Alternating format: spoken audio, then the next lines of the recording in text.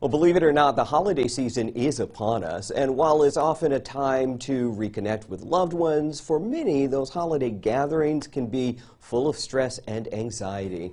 This Wellness Wednesday, Mary Jo Horton is helping us make a plan for success.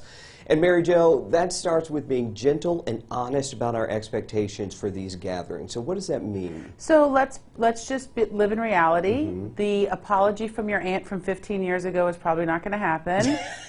Someone's deep-seated beliefs are not going to change. Sure. We need to accept and honor where people really are at. All right, I love that you bring up the apology. I want to say I have no apologies I'm waiting for from my aunt, just to clear that up. But that is a thing. You have these little grudges in families that just haven't worked out, right? Absolutely. And you know, all these holiday movies teach us that things are miraculous around the holidays, which it really, in fact, people are people, and if we can set the expectation for some connection and enjoyment rather than an epiphany, it can actually serve us well. All right, so you say empower yourself to have boundaries with time and discussions. Absolutely. It is acceptable to say my event starts here and I'm going to thank everybody from coming around this time. So you have some known time of when things are going to end.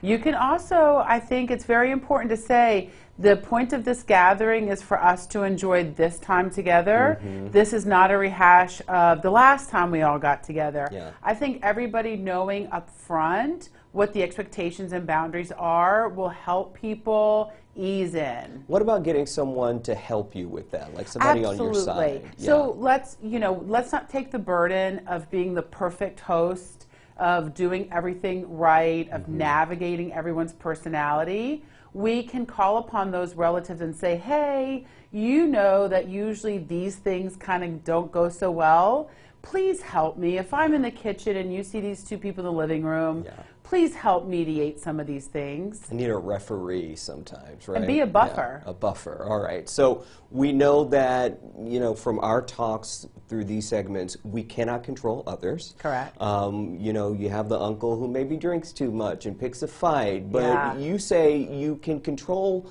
yourself and your reactions by being mindful. Yes, so understanding how we're naturally going to respond, maybe being honest without criticism of some patterns that we've engaged in when these things have happened, so we can plan for if these things start to occur, how am I going to keep myself in check, how am I going to live inside my values, and so I don't do things I regret. Yeah, because you become then problematic if you don't do that. Correct. All right, give yourself self-care and nourishment ahead of time. Yes, so it's so important. Let's not go through these situations and arrive stressed, tired, dehydrated.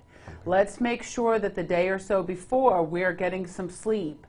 We've drank a lot of water, we've meditated, we've taken our walk, we've done those things we need to do. Okay, and then step away for a breather if you need to do that, right? Yes, let's give ourselves permission. Let's say we need to take the dog for the walk, we need to clean up the kitchen, we need to use the restroom. Let us give ourselves opportunities to take a few moments. Okay, we got about a minute left. I want to get to some of the suggestions you have for navigating those conversational minefields. You know, you have the racist grandparent, you have the aunt and uncle trying to force their political beliefs on you. What do you do? We want to interject really in the moment with a positive statement of, hey, let's remember that we're here for fellowship and to celebrate this.